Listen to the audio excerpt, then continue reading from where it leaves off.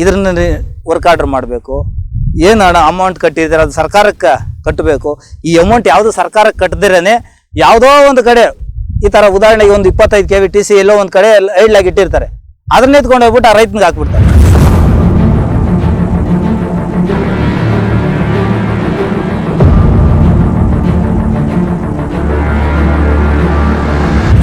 ಸುಮಾರು ಜಾಗದಲ್ಲಿ ಏನು TCಗಳು ಖಾಲಿ ಟೆಚ್ಚರ್ ಇದೆ, ಸಂಬಂಧಪಟ್ಟ TCಗಳು ಏನಿಲ್ಲ ಕಾಣೆಯಾಗಿದ್ದಾವೆ ಅನ್ನೋದ್ರ ಬಗ್ಗೆ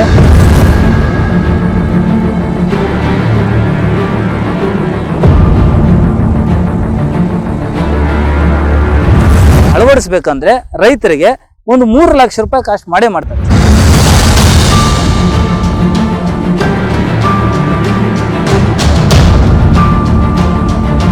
ಆದರೆ ಬಂಗಾರಪೇಟೆ AW ಸುಕುಮಾರ್ ರಾಜರವರು ಮೇಲಧಿಕಾರಿಗಳ ಆದೇಶ ಬಗ್ಗೆ ಯಾವುದು ಬೆಲೆ ಇಲ್ವಾ?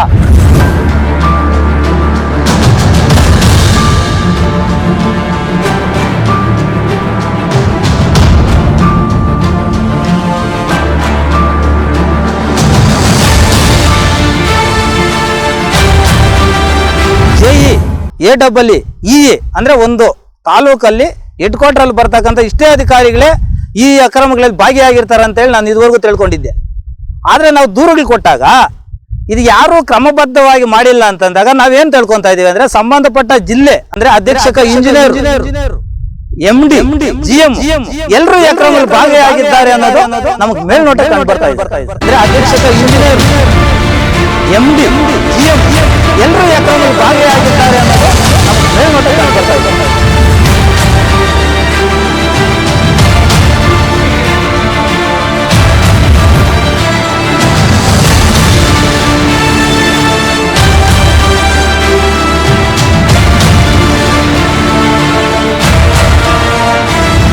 ನಮ್ಮ ಹೆಸರು ಐತಂಡಳ್ಳಿ ಮಂಜುನಾಥ್ ಅಂತ, ಸ್ವಾಭಿಮಾನ ರೈತ ಸಂಘ ಸಂಸ್ಥಾಪಕ ಅಧ್ಯಕ್ಷ. ಸರ್, ಇವತ್ತು ವಿಚಾರ ಏನಂತಂದರೆ ನಾವು ಇವತ್ತೇನು ಕಾಮಸಮುದ್ರ ವ್ಯಾಪ್ತಿಯಲ್ಲಿ ಏನು ಹೇಳಿ ಬಂಗಾರಪೇಟೆ ತಾಲೂಕು ಬೆಸ್ಕಾಂ ಉಪವಿಭಾಗ ವ್ಯಾಪ್ತಿಯಲ್ಲಿ ಬರುವಂಥ ಕಾಮಸಮುದ್ರ ಶಾಖೆ ವ್ಯಾಪ್ತಿಯಲ್ಲಿ ಇವತ್ತು ಏನು ನಾವು ನೋಡ್ಕೊಂಡು ಬಂದಿದ್ದೀವಿ. ಸುಮಾರು ಜಾಗದಲ್ಲಿ ಏನು TCಗಳು ಖಾಲಿ ಟೆಚ್ಚರ್ ಇದೆ, ಸಂಬಂಧಪಟ್ಟ TCಗಳು ಏನಿಲ್ಲ ಕಾಣೆಯಾಗಿದ್ದಾವೆ ಅನ್ನೋದ್ರ ಬಗ್ಗೆ ನಾವು 2024ರಲ್ಲಿ ಸಂಬಂಧಪಟ್ಟಂಥ ಏನು ಬಂಗಾರಪೇಟೆ ಬೆಸ್ಕಾಂ ಇಲಾಖೆಯ ಕಾರ್ಯಪಾಲಕ ಇಂಜಿನಿಯರ್ ಅಂದರೆ ಸುಕುಮಾರ್ ರಾಜರವರು ಮತ್ತು ಕಾರ್ಯಪಾಲಕ ಇಂಜಿನಿಯರ್ ಕವಿತಾ ಮೇಡಮ್ ಅವರು ಸಂಬಂಧಪಟ್ಟಂಥ JEಗೆ ಏನು ಸಂಬಂಧಪಟ್ಟ ಕಾಮಸಮುದ್ರ ಶಾಖೆ JEಗೆ ಒಂದು ನೋಟಿಸನ್ನು ಕೊಟ್ಟಿರ್ತಾರೆ. ಕಾರಣ ಕೇಳಿ ನೋಟಿಸು. ಏನೋ ನೋಟಿಸು ಅಂತಂದರೆ ಸುಮಾರು ಜಾಗದಲ್ಲಿ ಇಲಾಖೆಯ ಸಾಮಗ್ರಿಗಳು ಅಂದರೆ ಇವತ್ತು ನಾವೇನು ನೋಡ್ಕೊಂಡು ಬಂದಿದ್ದೀವಿ ಆ ಸಾಮಗ್ರಿಗಳ ಕಾಣೆಯಾಗಿದೆ, ಇವತ್ತು ನೀವು ಆರ್ಥಿಕ ನಷ್ಟ ಉಂಟು ಮಾಡಿದ್ದೀರಿ ಅಂಥೇಳಿ ಕಾರಣ ಕೇಳಿ ನೋಟಿಸ್ ಕೊಡ್ತಾರೆ ಸರ್ ಅವ್ರಿಗೆ. ಆ ನೋಟಿಸ್ ನಮಗೆ ಮಾಹಿತಿಯಲ್ಲಿ ಕೇಳಿರ್ತೀವಿ, ಅವ್ರು ಕೊಡೋಲ್ಲ. ಆದರೆ ನಾವು ಯಾವುದೋ ಒಂದು ಕಾರಣಾಂತರದಿಂದ ಆ ನೋಟಿಸ್ ಏನು ಜಾರಿ ಮಾಡಿರ್ತಾ ಆ ನೋಟಿಸ್ ತೊಗೊತೀವಿ. ಆ ನೋಟಿಸ್ ತಗೊಂಡು ಇಲ್ಲೇ ಇಷ್ಟಿದೆಯಲ್ಲ ಇನ್ನು ಎಷ್ಟಿರ್ಬೋದು ಅನ್ನೋಂಥ ನಾವು ಆ ನೋಟಿಸ್ ಪ್ರಕಾರ ಫಾಲೋ ಮಾಡ್ಕೊಂಡು ಹೋಗ್ತೀವಿ. ನಮಗೆ ಆ ಕಾಮಸಮುದ್ರ ವ್ಯಾಪ್ತಿ ಶಾಖೆ ವ್ಯಾಪ್ತಿಗೆ ಬಂದಾಗ ಸುಮಾರು ಇಂಥರ ಅಕ್ರಮಗಳನ್ನು ಆಗಿ ಈ ಥರ ಕಾಣೆಯಾಗಿರೋದು ಅದಲು ಬದಲು ಮಾಡಿದಾಗ ಸುಮಾರು ಒಂದು 30ರಿಂದ 35ವರೆಗೂ ನಮ್ಗೆ TCಗಳು ಕಾಣೆ ನಮಗೆ ಅಕ್ರಮ ನಡೆದಿರೋದು ಕಂಡು ಬರುತ್ತೆ ಸರ್. ನಾವು ಒಂದು ಅಂದಾಜು ಬಗ್ಗೆ ಹೇಳೋರು ಅಂದರೆ ಒಂದು ಅಂದಾಜು ಪ್ರಕಾರ ಇವತ್ತು ಏನು ಇವತ್ತಿನ ಪ್ರಯೋಜನ ನಡೀತಾರೆ ಅಂದರೆ ಒಂದು 25 KV TC ಅಳವಡಿಸ್ಬೇಕಂದ್ರೆ ರೈತರಿಗೆ ಒಂದು 3 ಲಕ್ಷ ರೂಪಾಯಿ ಕಾಸ್ಟ್ ಮಾಡೇ ಮಾಡ್ತಾರೆ ಸರ್. ಸರ್ ಆ ಥರದ್ದು ಇವತ್ತು ನನ್ನ ಹತ್ರ ದಾಖಲೆ ಇರೋ ಪ್ರಕಾರ 32 ಜಾಗದಲ್ಲಿ ಆಗಿದೆ. ಅಂದರೆ 32 ಜಾಗದಲ್ಲಿ ಅಂತಂದರೆ ಕೆಲವು TC ಇಲ್ದಿರೋದು 100 KV TC ಇಲ್ಲ, ಕೆಲವು ಜಾಗದಲ್ಲಿ 25 KV TC ಇಲ್ಲ, ಕೆಲವು ಜಾಗದಲ್ಲಿ 63 KV TC ಇಲ್ಲ. ಅಂದರೆ ಆ 63 KV TC ಇನ್ನು ಕೆಲವು ಜಾಗದಲ್ಲಿ ಏನಾಗಿದೆ ಅಂತಂದರೆ ಇಲ್ಲಿ ಆ ಕಂಬ ಮೇಲೆ ಇರತಕ್ಕಂಥ ನೋಂದಣಿ ಸಂಖ್ಯೆಯಲ್ಲಿ 63 KV TC ಇರುತ್ತೆ, ಆ ಜಾಗದಲ್ಲಿ ಅಳವಡಿಸಿರ್ತಕ್ಕಂಥದ್ದು 100 KV TC ಇರುತ್ತೆ. ಇನ್ನು ಕೆಲವು ಜಾಗದಲ್ಲಿ ಒಂದೇ ಟೆಚ್ಚರಲ್ಲಿ 63 KV TC ಒಂದಿದೆ, ಇನ್ನು ಕೆಲವು ಜಾಗ 100 KV TC ಒಂದಿದೆ ಸರ್. ಈಗ ನಾವು ಮಗುನು ಇದೇ ಸಂಶಯವನ್ನು ಕಾಡಿತ್ತು, ನಾವು ಹೆಂಗಿದ್ರನ್ನ ಕಂಡುಹಿಡಿಯೋದು, ನಾವು ಯಾವ ರೀತಿ ಹುಡುಕೋದು ಅಂತ. ಆ ಹುಡ್ಕೋದು ಹೆಂಗಂತ ಹೋದಾಗ ಅಲ್ಲಿ ಒಂದು ಕೆಳಗೆ ಕೋಡ್ ನಂಬರ್ ಕೊಟ್ಟಿರ್ತಾರೆ ಸರ್. ಆ ಕೋಡ್ ನಂಬರ್ ಪ್ರಕಾರ ಕೊಟ್ಟಾಗ ಸಂಬಂಧಪಟ್ಟ ಇಲಾಖೆಯಿಂದನೇ ನಾನು ಮಾಹಿತಿ ಹಾಕಿ ಮಾಹಿತಿ ಕಾಯ್ದೆ ಮಾಡಿಸೋ ಅರ್ಜಿ ಹಾಕಿ ತಗೊಂಡಾಗ ಅಲ್ಲಿ ನಿಲ್ತಿರೋ ಜಾಗದಲ್ಲಿ 25 KV TC ಕಾಣುತ್ತೆ ಅವ್ರ ದಾಖಲೆನಲ್ಲಿ, ಆದರೆ ಅಲ್ಲಿ 63 KV TC ಇದೆ. ಇನ್ನು ಕೆಲವು ಜಾಗದಲ್ಲಿ 63 KVTC ಇರುತ್ತೆ, ಅಲ್ಲಿ 100 KVTC ಹಾಕಿರ್ತಾರೆ. ಇದನ್ನು ಕೇಳಿದಾಗ ಸುಮಾರು ಜಾಗದಲ್ಲಿ ನಾನು ಅವ್ರನ್ನ ಕೇಳಿದಾಗ ಅವ್ರ ಹತ್ರ ಯಾವುದೇ ಸಮರ್ಪಕ ಉತ್ತರ ಇಲ್ಲ. ಆ ಉತ್ತರ ಏನು ಸಿಕ್ಕದಿದ್ದಾಗ ಸಂಬಂಧಪಟ್ಟಂಥ ಬೆಂಗಳೂರು MD ರವರಿಗೆ ಸಮೇತವಾಗಿ ಏನು ಸ್ಥಳೀಯವಾಗಿ KGF ಅವ್ರಿಗೆ ಕೊಟ್ಟೆ, ದೂರು ಪ್ರಯೋಜನ ಆಗಲಿಲ್ಲ. SC ಅಧೀಕ್ಷಕ ಇಂಜಿನಿಯರ್ ಕೋಲಾರ ಜಿಲ್ಲೆ ಅವ್ರಿಗೂ ಕೊಟ್ಟೆ, ಯಾವುದೂ ಪ್ರಯೋಜನ ಆಗಿಲ್ಲ. ಇವರು ಯಾವುದೂ ಕ್ರಮ ತಗೊಂಡಿಲ್ಲ ಅಂದಾಗ ಬೆಂಗಳೂರು MD ಅವ್ರಿಗೆ ಕೂಡ ದೂರು ಕೊಟ್ಟೆ. ಆ MD ಅವ್ರಿಗೆ ದೂರು ಕೊಟ್ಟಾಗ ಸಂಬಂಧಪಟ್ಟವಾದಂಥ ಅಧೀಕ್ಷಕ ಇಂಜಿನಿಯರ್ ಕೋಲಾರರವರಿಗೆ ಆಯಾ ಅರ್ಜಿಗಳನ್ನು ದೂರುಗಳನ್ನು ವರ್ಗಾವಣೆ ಮಾಡ್ತಾರೆ. ವರ್ಗಾವಣೆ ಮಾಡಿದಾಗ ನನಗೆ ಯಾವುದೇ ನೋಟಿಸ್ ಕೊಡ್ತಾನೆ ದೂರವಾಣಿ ಕರೆ ಮುಖಾಂತರ SC ರವರು ಅಂದರೆ ಅಧೀಕ್ಷಕ ಇಂಜಿನಿಯರ್ ಅವರು ಇಂಥ ದಿವಸ ನಾವು ಬರ್ತೀವಿ, ಏನು ನೀವು ದೂರು ಕೊಟ್ಟಿದ್ರೆ ಆ ಸ್ಥಳಗಳನ್ನ ಪರಿಶೀಲನೆ ಮಾಡೋಕ್ಕೆ ನಾವು ಬರ್ತೀರಿ ಅಂತ ಹೇಳಿದರು.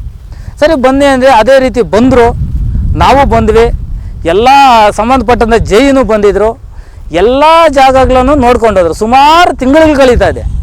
ಆದರೆ ಇದುವರೆಗೂ ಯಾವುದೇ ರೀತಿಯಾದಂಥ ಅದು ಅಕ್ರಮವಾಗಿದೆಯಾ ಸಕ್ರಮನ ನಾವು ಕೊಟ್ಟರೆ ದೂರಿಗೆ ಯಾವುದಾದ್ರೂ ನ್ಯಾಯ ಸಿಗುತ್ತಾ ಇದುವರೆಗೂ ಕಾದು ನೋಡ್ತಾ ಇದ್ದೀವಿ. ಸುಮಾರು ಸರಿ ಅವ್ರ ಕಚೇರಿಗೆ ಹೋಗಿ ನೀವು ಪರಿಶೀಲನೆ ಮಾಡಿದಂಥ ಆ ಜಾಗಗಳ ವರದಿ ಏನಾಯಿತು ಅಂದರೆ ಇವತ್ತು ಕೊಡ್ತೀವಿ. ನಾವು ಸಂಬಂಧಪಟ್ಟಂಥ ಏನು ಬಂಗಾರಪೇಟೆ AW ಅವರವರಿಗೆ ವರದಿ ಕೊಡಿ ಅಂತ ಕೊಟ್ಟಿದ್ದೀವಿ, ಇನ್ನೂ ಕೊಟ್ಟಿಲ್ಲ ಅಂತಂದರೆ ಹಾಗಾದರೆ ಬಂಗಾರಪೇಟೆ AW ಸುಕುಮಾರ ರಾಜರವರು ಮೇಲಧಿಕಾರಿಗಳ ಆದೇಶ ಬಗ್ಗೆ ಯಾವುದು ಬೆಲೆ ಇಲ್ವಾ? ಸಮರ್ಪಕ ದಾಖಲೆ ತಿಂಗಳಾನುಗಟ್ಟಿ ಕಳೆದ್ರು ಕೂಡ ಇದುವರೆಗೂ ತಂದು ಕೊಟ್ಟಿಲ್ಲ ಅಂತಂದರೆ ಅದ್ರ ಹಿಂದೆ ಇರ್ತಕ್ಕಂಥ ಅಕ್ರಮ ನಡೆದಿದೆಯೇ ಇಲ್ಲ ಅನ್ನೋದು ಇವರು ಹೇಳೋದ್ರಲ್ಲೇ ನಮಗೆ ಅಕ್ರಮ 100% ಆಗಿದೆ ಅನ್ನೋದನ್ನು ನಮಗೆ ಕಂಡು ಬರ್ತಾ ಇದೆ ಸರ್.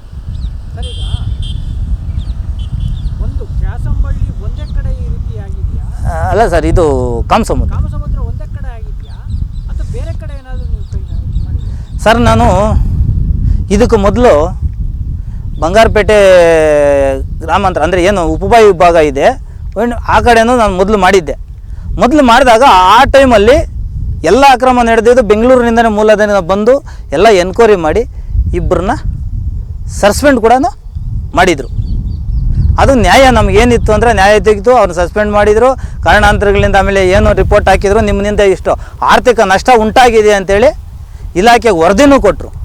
ಅದೇ ರೀತಿಯಲ್ಲಿ ಈ ರೀತಿ ನಡೆದಿದೆ ಅಂದರೆ ಅಲ್ಲಿ ಒಂದು ಪಟ್ಟು ಅಂದರೆ ಉದಾಹರಣೆ ಏನಂದರೆ 100ರಲ್ಲಿ 30 ಭಾಗ ಅಲ್ಲಿ ನಡೆದಿದ್ರೆ ಅಂದರೆ 70 ಭಾಗ ಇಲ್ಲಿ ನಡೆದಿದೆ ಅಂತ ಹೇಳ್ಬೋದು.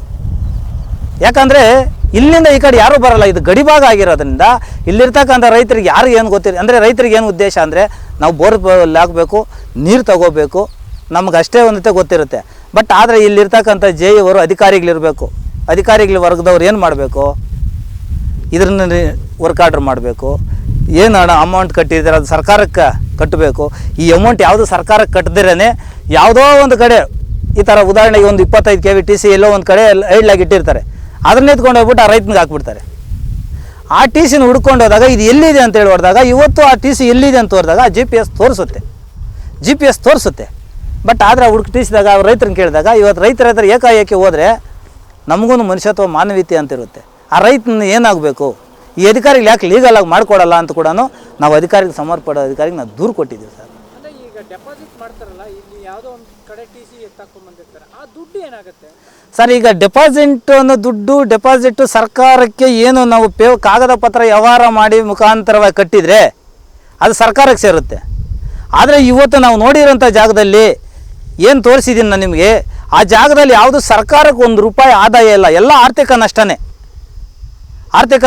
ಇವತ್ತೇನು 63 KV ಬದಲು 100 KV ಇರ್ಬೋದು, 100 KV ಬದಲು 63 ಇರ್ಬೋದು, 63 ಜಾಗದಲ್ಲಿ 25 ಇರ್ಬೋದು. ಇದೆಲ್ಲನೂ ಸರ್ಕಾರಕ್ಕೆ ಆರ್ಥಿಕ ನಷ್ಟನೇ. ಅಂದರೆ ಇದೇನು ಅಕ್ರಮನ ಅಥವಾ ಲೀಗಲ್ ಆಗಿ ಕಳ್ಳತನ? ಸರ್, ಇದು ಲೀಗಲ್ ರೂಪದಲ್ಲಿ ಕಳ್ಳತನ ಮಾಡ್ತಾ ಇದ್ದಾರೆ. ಅಂದರೆ ಜನಕ್ಕೆ ರೈತರಿಗೆ ಲೀಗಲ್ ಅಂತ ತೋರಿಸ್ಬಿಟ್ಟು ಇದು ಲೀಗಲ್ ರೂಪದಲ್ಲಿ ಅಧಿಕಾರಿಗಳು ಕಳ್ಳತನ ಮಾಡ್ತಾ ಇದ್ದಾರೆ. ಯಾಕಂದರೆ ರೈತರಿಗೆ ಲೀಗಲ್ ಅಂತ ಗೊತ್ತಿದೆ, ಆದರೆ ಅಧಿಕಾರಿಗಳ ವರ್ಗದವರು ನಾವು ತನಿಖೆ ನಡೆಸಿದ ದಾಖಲೆಗಳ ಪ್ರಕಾರ ಇದು ಕಳ್ಳತನ ನಡೀತಾ ಇದೆ. ಯಾರು ಸರ್ ಭಾಗಿಯಾಗಿರೋದು ಕಳ್ಳತನದಲ್ಲಿ? ಯಾರ್ಯಾರು ಭಾಗಿಯಾಗಿರೋದು ಸರ್? ಸಂಬಂಧಪಟ್ಟಂಥ ಮೇಲಧಿಕಾರಿಗೆ ಎಲ್ರಿಗೂ ಹೇಳ್ತೀನಿ, ಏನು ಸ್ಥಳೀಯವಾಗಿ ಅಂದರೆ ಇವತ್ತಿನ ಪ್ರಕಾರ ನಾನು ಫಸ್ಟ್ ಇಷ್ಟ ತಿಳ್ಕೊಂಡೆ, ಸ್ಥಳೀಯವಾಗಿರ್ತಕ್ಕಂಥ AEE JE AEE EE ಅಂದರೆ ಒಂದು ತಾಲೂಕಲ್ಲಿ ಹೆಡ್ ಕ್ವಾರ್ಟ್ರಲ್ಲಿ ಬರ್ತಕ್ಕಂಥ ಇಷ್ಟೇ ಅಧಿಕಾರಿಗಳೇ ಈ ಅಕ್ರಮಗಳಲ್ಲಿ ಭಾಗಿಯಾಗಿರ್ತಾರೆ ಅಂತೇಳಿ ನಾನು ಇದುವರೆಗೂ ತಿಳ್ಕೊಂಡಿದ್ದೆ. ಆದರೆ ನಾವು ದೂರುಗಳು ಕೊಟ್ಟಾಗ ಇದು ಯಾರೂ ಕ್ರಮಬದ್ಧವಾಗಿ ಮಾಡಿಲ್ಲ ಅಂತಂದಾಗ ನಾವೇನು ತಿಳ್ಕೊತಾ ಇದ್ದೀವಿ ಅಂದರೆ ಸಂಬಂಧಪಟ್ಟ ಜಿಲ್ಲೆ ಅಂದರೆ ಅಧೀಕ್ಷಕ ಇಂಜಿನಿಯರು, MD, GM ಎಲ್ಲರೂ ಈ ಅಕ್ರಮದಲ್ಲಿ ಭಾಗಿಯಾಗಿದ್ದಾರೆ ಅನ್ನೋದು ನಮಗೆ ಮೇಲ್ನೋಟ ಕಂಡು ಬರ್ತಾ ಇದೆ ಸರ್ ಇವತ್ತು. ಸರ್ ಈಗ ಮುಂದಿನ ಕ್ರಮ ಏನು, ಮುಂದಿನ ಹೋರಾಟ ಏನು? ಸರ್ ಮುಂದಿನ ಹೋರಾಟ ಏನು ಅಂದರೆ ಇವತ್ತು ನಾವು ಸುಮಾರು ಅಂದರೆ ನಾನು ದೂರುಗಳು ಕೊಟ್ಟು ವರ್ಷ ಸಂಭ್ರಮ ಆಚರಣೆ ಮಾಡೋಂಥ ತುದಿಯಲ್ಲಿ ನಿಂತಿದೆ. ಒಬ್ಬ ಅಧಿಕಾರಿ ಕೂಡ ಇದ್ರ ಬಗ್ಗೆ ಬಂದು ಏನು ಅನ್ಯಾಯ ಆಗಿದೆ, ಏನಾಗಿದೆ, ಇತ್ತೀಚೆಗೆ ಸುಮಾರು ತಿಂಗಳ ಹಿಂದ್ಗಡೆ ಬಂದಂಥ ಅಧೀಕ್ಷಕ ಇಂಜಿನಿಯರ್ ಅವರು ಸ್ಥಳ ಪರಿಶೀಲನೆ ಮಾಡಿದಾಗ ಸಮರ್ಪಕ ವರದಿ ಕೊಡಬೇಕಾ ಬೇಡವಾ ಸರ್? ಇದುವರೆಗೂ ಕೊಟ್ಟಿಲ್ಲ. ಇದೆಲ್ಲ ಕಂಡಾಗ ನಾನು ಸ್ಥಳೀಯವಾಗಿ ತಗೊಂಡಾಗ ಏನು ಇವ್ರಿಗೆಲ್ಲ ದೂರು ಕೊಟ್ಟಿದ್ದಾರೆ, ಯಾರ್ಯಾರಿಗೆ ದೂರು ಕೊಟ್ಟಿದ್ದೀನಿ, ಇದೆಲ್ಲ ನಾನು ಸಮರ್ಪಕ ದಾಖಲೆ ತಗೊಂಡು ನಾನು ಕಾನೂನು ಹೋರಾಟ ಮಾಡಬೇಕು. ಸಂಬಂಧಪಟ್ಟಂಥ ಎಲ್ಲ ಅಧಿಕಾರಿಗಳು ನಾನು ಯಾರ್ಯಾರು ದೂರು ಕೊಟ್ಟಿದ್ದೀನೋ ಎಲ್ಲ ಅಧಿಕಾರಿಗಳನ್ನು ವಿರುದ್ಧವಾಗಿ ನಾನು ದಾಖಲೆಗಳನ್ನು ಸಂಗ್ರಹಣೆ ಮಾಡಿ ನಾನು ಮುಂದಿನ ಹೋರಾಟ ನ್ಯಾಯಾಲಯದಲ್ಲಿ ಹೋರಾಟ ಮಾಡಬೇಕಂತೂ ನಾನು ಡಿಸೈಡ್ ಮಾಡಿ ಈಗ 2024ರಲ್ಲಿ ಸ್ಥಳೀಯವಾಗಿರ್ತ ಏನು AWL ಇಬ್ಬರವರೇ ಆರ್ಥಿಕ ನಷ್ಟ ಉಂಟಾಗಿದೆ ಅಂತೇಳಿ ಯಾರಿಗೆ ಆ ಜೈಗೆ ಕೊಟ್ಟಿರೋದು ವರದಿ ಕೊಡಿ ಅಂತೇಳಿ 7 ದಿನಗಳೇ ಕೊಡಿ, ನೀವೇನು ಕೊಟ್ಟಿಲ್ಲ ಅಂತಂದರೆ ನಾವು ಮುಂದಿನ ನಿಮ್ಮ ವಿರೋಧ ಶಿಸ್ತು ಕ್ರಮಕ್ಕೆ ವರದಿ ಮಾಡ್ತೀವಿ ಅಂತ ಹೇಳಿದ್ದಾರೆ. ಸರ್ 2024ರಿಂದ 26 ಆಗಿದೆ ಸರ್, ಯಾಕೆ ಸರ್ ವರದಿ ಹಾಕಿಲ್ಲ ಇನ್ನೂ? ಯಾವ ಶಿಸ್ತು ಕ್ರಮಕ್ಕೆ ಯಾಕೆ ಶಿಫಾರಸು ಮಾಡಿಲ್ಲ ಸರ್ ಇವರು? ಒಂದು ನಾನು ಇದೇ ದಾಖಲೆಯನ್ನು ಇಟ್ಕೊಂಡು ಇದೇ ಸುಕುಮಾರ್ ರಾಜ್ AWL ಅವರು ಬಂದಿರ್ತಾರೆ ಸರ್, ಅವ್ರ ಚೇಂಬರಲ್ಲಿ ಹೋಗ್ತೀನಿ. ಚೇಂಬರಲ್ಲಿ ಹೋಗಿ ಕುಂತ್ಕೊಂಡು ಸರ್ ಇಷ್ಟು ಆರ್ಥಿಕ ನಷ್ಟ ಉಂಟಾಗಿದೆ ಅಂತ ನೀವೇ ಹೇಳ್ತೀರಲ್ಲ, ನೀವೇ ಹೇಳ್ತಾ ಇದ್ದೀರಲ್ಲ ಸರ್, ಇದ್ರವರೆಗೆ ಯಾಕೆ ಸರ್ ಸುಮಾರು ವರ್ಷ ಕಳೀತಾ ಇದೆ, ಇದುವರೆಗೆ ಯಾವುದೇ ಕ್ರಮ ತಗೊಂಡಿಲ್ಲ ಯಾಕೆ ಸರ್ ಅಂತೇಳಿ ನಾನು ಅವ್ರನ್ನ ಪ್ರಶ್ನೆ ಮಾಡಿದಾಗ ಅವ್ರು ಇದರಲ್ಲಿ ಇದು ನಮ್ಮದು ವೈಯಕ್ತಿಕ, ನೀವು ಸಾರ್ವಜನಿಕರು ಇದನ್ನೆಲ್ಲ ಕೇಳಬಾರ್ದು, ನಿಮ್ಗೆ ದಾಖಲೆ ಎಲ್ಲಿಂದ ಬಂತಿದ್ದು ಅಂತ ನನ್ನ ಮೇಲೆ ಪ್ರವೇಶ ನನ್ನ ಮೇಲೆ ದೌರ್ಜನ್ಯ ಕೂಡ ಮಾಡಿದ್ದಾರೆ ಸರ್.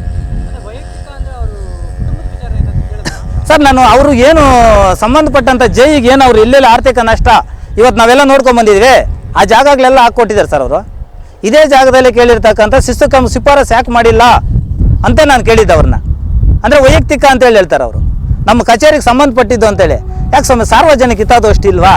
ಇವತ್ತು ಲಕ್ಷಾಂತರ ಕೋಟ್ಯಾಂತರ ರೂಪಾಯಿ ಭ್ರಷ್ಟಾಚಾರ ನಡೀತಾ ಇದ್ರೆ ಸಾರ್ವಜನಿಕ ಹಿತದೃಷ್ಟಿಯಿಂದ ಕೇಳೋಕೆ ಅಧಿಕಾರ ಇಲ್ವಾ ಅಂತ ನಾವು ಕೇಳಿದಾಗ ಅವ್ರು ನನ್ನ ಮೇಲೆ ದೌರ್ಜನ್ಯನೇ ಮಾಡಿದರು.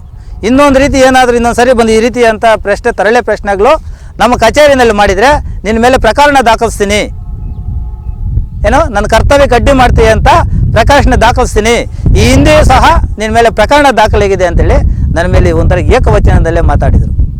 ನಾವು ಅವತ್ತಿನಿಂದ ಅವ್ರ ಕಚೇರಿ ಯಾಕಂತಂದರೆ ಇಲ್ಲಿ ಸ್ಥಳೀಯವಾಗಿ ಸಂಬಂಧಪಟ್ಟಂಥ MDವರೆಗೂ ಹೇಳಿದ್ದೀನಿ, ಅದು ಸರ್ಕಾರಿ ಕಚೇರಿ, ಸಾರ್ವಜನಿಕರು ಹೋಗ್ತಾ ಇರೋ ಕಚೇರಿ, ಎಲ್ಲ ಅಧಿಕಾರಿಗಳು ಅವ್ರ ಸಮ್ಮುಖದಲ್ಲೇ ಇರ್ತಾರೆ. ಸಾರ್ವಜನಿಕರಿಗೆ ಏನಾದರೂ ಸಾಕ್ಷಿ ಆಧಾರ ಬೇಕಂದರೆ ಅವ್ರ ಕೊಠಡಿನಲ್ಲಿ CCTV ಹಾಕಿ ಅಂತ ಹೇಳಿದ್ದೀನಿ. ಸುಕುಮಾರ್ ರಾಜ್ AWL ಅವರ ಕೊಠಡಿಗೆ CCTV ಅಳವಡಿಕೆ ಮಾಡಿ ಅಂತ ಹೇಳಿದರೆ ಅದು ನಮ್ಮದ್ರಲ್ಲಿ ಅನುದಾನ ಇಲ್ಲ ಅಂತ ಹೇಳ್ತಾರೆ. ಸಾರ್ವಜನಿಕರಿಗೆ ಪ್ರಶ್ನೆ ಮಾಡಿದರೆ ಇಲ್ಲಿಂದ ರಕ್ಷಣೆ ಕೊಡ್ಬೇಕು ಸರ್? ಸರ್ ಈಗ ಅದಕ್ಕೆ ಅಂತಲೇ ಒಂದು ತಂಡ ಇರುತ್ತೆ, ರಕ್ಷಣಾ ಡಿಪಾರ್ಟ್ಮೆಂಟ್ ಇರುತ್ತೆ. ಹೌದು ಸರ್. ಅವ್ರು ತಾವು ದೂರು ಕೊಡ್ಬೋದಾಗಿತ್ತಲ್ಲ ಸರ್. ಈಗ ಅದಕ್ಕೆ ಸಂಬಂಧಪಟ್ಟಂಥ ಇಲಾಖೆ ಅಧಿಕಾರಿಗಳೇ ಆ ಏನು ಬೆಸ್ಕಾಂ ವಿಜಿಲೆನ್ಸರ್ ಅವರಿಗೆ ಬೆಂಗಳೂರು ಕೂಡ ಶಿಫಾರಸು ಮಾಡಿದ್ದಾರೆ ಸರ್. ಶಿಫಾರಸು ಮಾಡಿದಾಗ ಅಲ್ಲಿಂದ ಕೋಲಾರ ವಿಜಿಲೆನ್ಸ್ ಆಫೀಸಿಗೆ ಬಂದಿದೆ. ಕೋಲಾರ ವಿಜಿಲೆನ್ಸ್ ಇಲಾಖೆಯವರು ನನಗೆ ಕರೆ ಮಾಡಿ ಕರೆದ್ರು, ಸ್ಥಳ ಎಲ್ಲ ಪರಿಶೀಲನೆ ಮಾಡಬೇಕು ಅಂತ.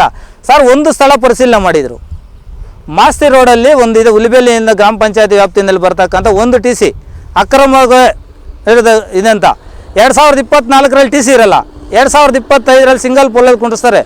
ದಾಖಲೆ ಸಮೇತ ಗೂಗಲ್ ಮ್ಯಾಪ್ ಸಮೇತ ಕೊಟ್ಟಿದ್ದೀವಿ ಸರ್. ಎತ್ಕೊಂಡೋಗಿ ಬಂದರು, ಅವತ್ತು ಹೋದ್ರು. ಆ ವಿಜಿಲೆನ್ಸ್ ಅವ್ರನ್ನ ಕೇಳಿದರೆ ನಾವು ದಾಖಲೆಗಳು ಕೊಡಂತ ಕೇಳಿದ್ದೀವಿ, ಇದುವರೆಗೂ AWL ಅವರು ಕೊಟ್ಟಿಲ್ಲ ಅಂತ. ಆದರೆ ಈ AWL ಬಂಗಾರಪೇಟೆ ಉಪವಿಭಾಗ AWL ಸುಕುಮಾರ್ ರಾಜ್ ಅವರು ಯಾವ ಅಧಿಕಾರಿಗಳ ಆದೇಶಕ್ಕೂ ಬೆಲೆ ಇಲ್ವಾ? ಪದೇ ಪದೇ ಸುಕುಮಾರ್ ರಾಜು ಅಂತ ಹೇಳ್ತಿದ್ರು ಸರ್, ಏನು ಅವರೇನಾ ಅಲ್ಲಿ ಮೇಲುಗಡೆ? ಸರ್ ಈಗ ಸ್ಥಳೀಯವಾಗಿ ನಮ್ಮ ಉಪವಿಭಾಗಕ್ಕೆ ಅವರೇ ಅಧಿಪತಿ. ಯಾಕಂತಂದರೆ ಯಾವುದೇ ಸ್ಥಳೀಯವಾಗಿ ನೌಕರರು ಇರ್ಬೋದು, ಅಧಿಕಾರಿಗಳಿದ್ದರೆ ಅವರ ಕೆಳಹಂತದಲ್ಲೇ ಮಾಡ್ತಾರಲ್ಲ ಸರ್. ಮೇಲಧಿಕಾರಿಗಳು ಆದೇಶ ಮಾಡಿ ದಾಖಲೆ ಕೊಡೋಂದ್ರೂ ಕೂಡ ಈ ಸಂಬಂಧಪಟ್ಟಂಥ ಉಪವಿಭಾಗ ದಾಖಲೆ ಕೊಡಬೇಕಾದಂಥವ್ರು ಅವರೇ ಅಲ್ಲ ಸರ್. ಮೇಲಧಿಕಾರಿಗಳು ಸಂಬಂಧಪಟ್ಟ ಏನು ಅಕ್ರಮ ನಡೆದಿದೆ ಆ ಅಕ್ರಮ ಸಂಬಂಧ ದಾಖಲೆಗಳು ತಂದ್ಕೊಡಂದ್ರೆ ತಂದ್ಕೊಡ್ಬೇಕು ಅವರೇ ಅಲ್ಲ ಸರ್. ಇಷ್ಟೆಲ್ಲ ಅಧಿಕಾರಿಗಳು ಆದೇಶ ಮಾಡಿ ವರ್ಷದಿಂದ ಅಂದರೆ ಇವರು ಸ್ಥಳೀಯವಾಗಿ ಚಾರ್ಜ್ ತಿಕ್ಕೊಂಡು ಒಂದು 6 ತಿಂಗಳು ಅಂದರೆ 1 ವರ್ಷ ನನ್ನ ದೂರು ಕೊಟ್ಟು 1 ವರ್ಷದಿಂದ ಪ್ರತಿಯೊಬ್ಬ ಅಧಿಕಾರಿನ ಕೇಳಿದ್ರು ಈ ಬಂಗಾರಪೇಟೆ ಎ ಡಬ್ಬಲ್ ಇರೋವರೆಗೆ ದಾಖಲೆ ತಗೊಂಬ ಅಂತೇಳಿ ಲೆಟ್ರ್ ಹಾಕಿದ್ವಿ, ಇನ್ನೂ ಬಂದಿಲ್ಲ, ಇನ್ನೂ ದಾಖಲೆ ತಂದಿಲ್ಲ ಅಂತ ಹೇಳ್ತಾ ಇದ್ದಾರೆ. ಅವಾಗ ಮೇಲಧಿಕಾರಿ ಅವ್ರಿಗೆ ಏನಿದೆ ಬೆಲೆ? ಅವಾಗ ಇದ್ರಿಗೆಲ್ಲ ಪಾತ್ರದಾರ ಸುಕುಮಾರ್ ರಾಜ್ ಆಗ್ತಾರಾ, ಆ JE ಆಗ್ತಾರಾ, ಇಲ್ಲ ಸಂಬಂಧಪಟ್ಟ ಮೇಲಧಿಕಾರಿಗಳ ನಮ್ಮ ಕಣ್ಣೋರ್ಸೋಕ್ಕೆ ತಂತ್ರ ಹೇಳ್ತಾರೆ. ಆಯಿತಾ? ಇಷ್ಟು ನಡೀತಾ ಇದೆ. ಇದ್ರಿಗೆ ಸಂಬಂಧಪಟ್ಟಂಗೆ ಏನು KGF EOವರೆಗೆ ನಿಮ್ಮ ಸ್ಥಳೀಯವಾಗಿ ಈ ರೀತಿ ಆಗ್ತಾ ಇದೆ. ಇದ್ರ ಸಂಬಂಧಪಟ್ಟ ಏನು ಕ್ರಮ ವಹಿಸ್ತಾರೆ ಅಂದರೆ, ನೀವು ದೂರು ಕೊಡ್ತಾನೆ ನಾವು ಮಾಡಬೇಕೇನು? ಅಲ್ಲ, ನೀವು ಪ್ರಶ್ನೆ ಮಾಡಿದರೆ ಕೊಡಬೇಕಾ? ದೂರು ಕೊಟ್ಟಿದ್ದೀವಿ, ಬಟ್ ಯಾರು ಇದ್ರ ಕ್ರಮ ತಗೊಳ್ಳೋಕ್ಕಾಗಲ್ಲ ಅನ್ನೋಂಥ ಬೇಜವಾಬ್ದಾರಿ ಉತ್ತರ ಮೇಡಮ್ ಅವ್ರು ಕೊಡ್ತಾರೆ. ಅದರಿಂದ ನಮಗಿದೆಲ್ಲ ನೋಡಿ ಬೇಸತ್ತಾಗಿದೆ. ಸಂಬಂಧಪಟ್ಟಂಥ ಸ್ಥಳೀಯ ಎನ್ಕ್ವೈರಿಗೆ ಬಂದಿದ್ದವ್ರು ಇರ್ಬೋದು, ವಿಜಿಲೆನ್ಸ್ ಅವ್ರ ಅಧಿಕಾರಿಗಳಿರ್ಬೋದು, ಏನು MD ಇರ್ಬೋದು, GM ಇರ್ಬೋದು, ಎಲ್ಲರಿಗೂ ದೂರು ಕೊಟ್ಟಿರೋದನ್ನ ಎಲ್ಲ ದಾಖಲೆಗಳು ಸಂಗ್ರಹ ಮಾಡಿ ಯಾವುದೇ ಕಾರಣಕ್ಕೂ ಈ ಅಕ್ರಮದಲ್ಲಿ ಭಾಗಿಯಾಗಿರೋಂಥ ಅಧಿಕಾರಿಗಳನ್ನ ಯಾವುದೇ ಕಾರಣಕ್ಕೂ ಬಿಡದಿರನೇ ನಾನು ನ್ಯಾಯಾಲಯದ ಕಾನೂನು ಹೋರಾಟ ಮಾಡಬೇಕಂತೇಳಿ ನಾನು ಸಿದ್ಧನಿದ್ದೇನೆ. ಅದರಿಂದ ಏನಾಗುತ್ತೋ ಮುಂದೆ ಅಂತನೂ ನೋಡಿ ನಾನು ಕಾದು ನೋಡಬೇಕಂತ ಇದ್ರ